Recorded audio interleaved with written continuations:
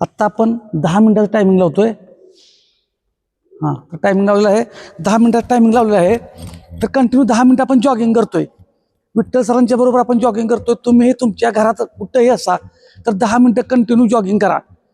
प्रत्येक वेळेचा 10-10 मिनिटाचा जर तुम्ही व्यायाम सकाळ दुपार संध्याकाळ किंवा वेगवेगळ्या वेळी जर तुम्ही केला तर 100% रिझल्ट चांगला येतोय. ह्याचा फायदा काय होतो, सातत्यानं हालचाली केल्यामुळं कॅलरी बर्न होतात. कॅलरी बर्न झाल्यामुळं फॅट लॉस होणार आहे, वेट लॉस होणार आहे.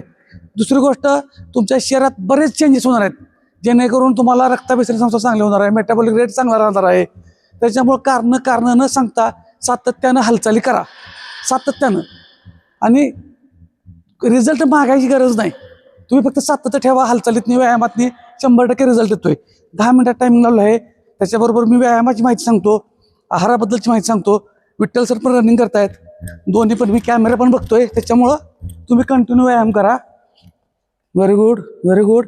तुम्ही घरात कुठेही असा एकसारखा व्यायाम करण्याचा सवय लावून घ्या. ह्याला काय तुम्हाला सांगितलं का आपल्या जिममध्येच येऊन जिममध्येच व्यायाम मारला तरच व्यायाम होतो, असं काय नाही. कुठलंही प्रोडक्ट खात बसू नका. प्रोडक्टच्या पेक्षा घरातलं खावा आणि जे खाताय ते फक्त बर्न करा. साधं सिंपल गणित आहे. तुम्ही बघू शकताय या ठिकाणी आपल्याला आता विठ्ठल सर आपल्यासमोर जॉगिंग करतात. 10 मिनिटात टायमिंग लावलेलं आहे. ज्यांना जसं जमल तशा पद्धतीनं जॉगिंग करायचं आहे. समजा तुम्हाला दम लागला, धाप भरली, तर स्पीड कमी करायचं, थांबायचं, चालायचं. जॉगिंगच केलं पाहिजे असं पण नाही, पण कारण सांगायचं नाही. व्यायामाला सुरुवात करा. तुम्ही जेवढ्या स्वतःच्या सवयी बदलणार तसं तुम्हाला रिझल्ट चांगला येणार. कालपर्यंत जर तुम्ही बसूनच होता तर तशा पद्धतीनेच तुम्हाला रिझल्ट येणार आहे. तुमच्या शरीरात चेंजेस कमीत कमीच होणार, कारण तुम्ही ॲक्शनच घेतलेलं नाही.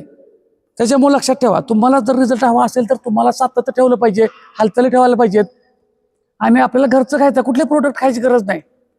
फक्त काय खायचं आहे, घरातल्या आहारामध्ये प्रोटीनचा आहार वाढवायचा आहे. प्रोटीन आणि फायबर.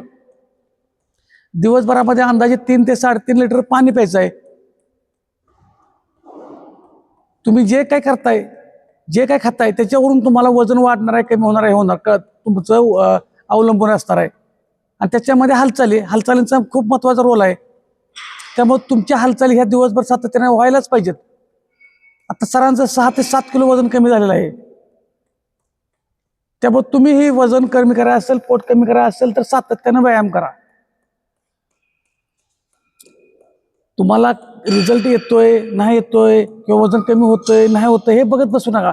तुम्ही एकदा सुरुवात करून बघा, व्यायामाला सुरुवात करून बघा, हालचालींना सुरुवात करून बघा. मग तुम्हाला कळतं की मला काय खायला पाहिजे, काय नाही खायला पाहिजे. तुमच्या आहारात जे असणार तसं तुम्ही दिसणार. फक्त कारण सांगायचं नाही, व्यायामाला सुरुवात करायला पाहिजे. लहान लहान सवय आहेत. जेवताना चावून खायचं आहे. जेवताना जेवणाच्या ताटामध्ये फायबर पाहिजे, प्रोटीन पाहिजे.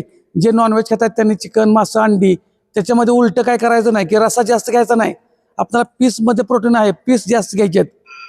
मग त्याच्यासोबत परत उष्णता होऊ नये म्हणून काकडी, टोमॅटो, बीट, गाजर हे सॅलड 100% पाहिजेत म्हणजे पाहिजेच. आणि तुम्हाला जर पोट साफ असेल तर 100% तुमचं सगळं म्हणजे हलका राहणार आहे. वजन कमी होण्यासाठी फक्त एकच कुठलंही कारणीभूत नाही, आणि कुठलाही एक पदार्थ तुमचं वजन वाढवत नाही किंवा वजन पण कमी करत नाही.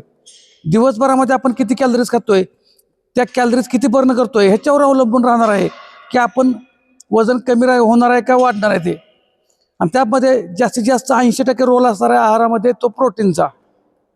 त्यामुळं जास्तीत जास्त आहारामध्ये कोणत्या आहारात किती प्रोटीन मिळतं, काय मिळतं, त्याचे पण व्हिडिओ आपण बनवत असतोय. फक्त कारण सांगायचं आहेत. आता हा व्हिडिओ बघून तुम्हाला ज्या वेळेला वेळ मिळेल त्या वेळेला तुम्ही थोडा करा. मग ह्या 10 मिनिटं दिलं ना आपण आता करतोय, तर तुम्ही 3 मिनिटं करा, 5 मिनिटं करा. जास्त थकला असाल तर थोड्या वेळानं 2 टप्प्यात करा, 3 टप्प्यात हा व्हिडिओ बघून करा. पण जॉगिंग करा. दिवसभरामध्ये आपल्याला 10,000 स्टेप पूर्ण करायचे आहेत, तर अशा पद्धतीने तुम्हाला करायलाच पाहिजेत. तुम्ही सातत्य ठेवा. फक्त तुम्ही कंटिन्यू सातत्य असेल तर तुम्हाला 100% रिझल्ट येईल. फक्त सातत्य ठेवा, जबरदस्त रिझल्ट येतोय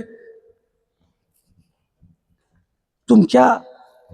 एकदा का शरीराला सवय लागली की शरीर ऑटोमॅटिक तुम्हाला रिझल्ट द्यायला चालू करतंय. त्यामुळे कारण सांगायचं नाही, व्यायामाला सुरुवात करा. संपूर्ण कुटुंबासोबत व्यायाम करू शकतो आपण. संपूर्ण कुटुंबासोबत जर व्यायाम करू शकत असाल, कुठल्याही उपकरणाशिवाय, कुठलंही साधन लागत नाही, काय लागत नाही. फक्त काय 10-10 मिनिटं हे कधी करायचं आहे? सकाळ दुपार संध्याकाळ ज्यावेळेस तुम्हाला वेळ मोठा 10 मिनिटाचा मिळतो त्यावेळेला. समजा तुम्हाला 1 मिनिटच वेळ आहे, 2 मिनिटं वेळ आहे, तर त्या वेळेला लहान लहान आपण हालचाल करायला दाखवलेतच. 2 मिनिटात संपूर्ण बॉडीच्या हालचाली कशा होतात त्याचे व्हिडिओ आपण बनवलेत. त्यामुळे कारण सांगायचं नाहीत, व्यायामाला सुरुवात करा. परत हा व्यायाम झाला, सकाळचा आपला दररोजचा 6-6:15 आपला व्यायाम दररोज असतोय, तो 10 मिनिटाचा व्यायाम चांगला झाला. परत नंतर आपला दर 1 तासानंतर लहान लहान कशा हालचाली कराव्यात त्या हालचालींचा व्यायाम असतो आपला, त्या हालचाली करा. नंतर संध्याकाळी जेवणानंतर आणखी आपला शतपावलांचा व्यायाम असतोय, जेवणाच्या अगोदरचा व्यायाम असतोय. किती लहान लहान व्यायाम जेणे की तुम्ही घरच्या घरी कुठेही असा ते व्यायाम करू शकताय. मग एवढे साधे साधे सोपे सोपे व्यायाम जर आपल्याला येत असतील, आपण करू शकत असेल, तर मग का वजन कमी होणार नाही, का पोट कमी होणार नाही? पण काही जणांचं लवकर कमी होईल, काही जणांना वेळ लागेल. मग याचा अर्थ असा नाही की पोट सपाट झालं म्हणजे आपला गोल संपला का? नाही. रोजचा येणारा दिवस आपल्याला हेल्दी आणि फिट राहायचं आहे, तर मग व्यायामाला सातत्य ठेवायचं आहे. त्यामुळं आज पूर्ण पोट सपाट गेलं झालंय, आज पोट आत गेलंय म्हणून व्यायाम थांबवायचा का? नाही. व्यायामात सातत्य ठेवूया. व्यायामात दररोज न चुकता तुम्हाला जेवढ्या चांगल्या चांगल्या हालचाली करता येतील सोप्या सोप्या त्या करा. तुमच्या शरीराच्या कुवतीप्रमाणे आपली प्रत्येकाची कुवत ओळखायची शरीराची, आणि व्यायाम कोणताही चुकत नसतो. तुम्हाला जर हा व्यायाम 10 मिनिटं जमला नाही, तुम्हाला दम भरला, धाप लागली म्हणजे चुकला का? व्यायाम नाही. तुमची स्ट्रेंथ वाढायची आहे म्हणून हा दुसऱ्यासाठी व्यायाम उपयोगी आहे. तुमचे गुडघे दुखतायत, पाय दुखतायत, मग तुम्हाला रनिंग जमत नाही म्हणून व्यायाम चुकला का? नाही. ज्यांना रनिंग करता येतंय, ज्यांचे गुडघे दुखत नाहीत, त्यांच्यासाठी हा व्यायाम चांगलाच असतो. म्हणजे व्यायाम हा चुकीचा पण नाही आणि बरोबर पण आहे असं म्हणता येणार नाही. प्रत्येकासाठी वेगवेगळं त्याला म्हणजे सूट होऊ शकतो. त्यामुळं व्यायाम हा चुकीचा आहे, हा बरोबर आहे, तुमचं श्वास कसा घ्यायला पाहिजे, कसा सोडायला पाहिजे हे बघत बसू नका. परफेक्शनच्या नादाला अजिबात लागायचं नाही. ॲक्शनला सुरुवात करा, ॲक्शन घ्या. बऱ्याच असं लोकांचं होतं, मग मला जमल का, मला जमणारच नाही, काही संबंध नसतोय. जर तुम्हाला दम लागत असेल, धाप लागत असेल तर थांबायचं असतंय. आपल्याला काय जबरदस्ती करायची आहे का? अजिबात करायची नाही जबरदस्ती. प्रत्येकाच्या कुवतीप्रमाणे. आता सरांचं बघा, एकसारखं सातत्यानं वर्कआउट चालू आहे, एकसारखी सातत्यानं पावलं चालू आहेत. मग ह्याचा अर्थ तुम्हाला पण तशीच पावलं पडायला पाहिजे असं काही नाही. तुम्ही नॉर्मल हळूहळू पण चालू शकता. दम भरला, थांबा, काही अडचण येणार नाही.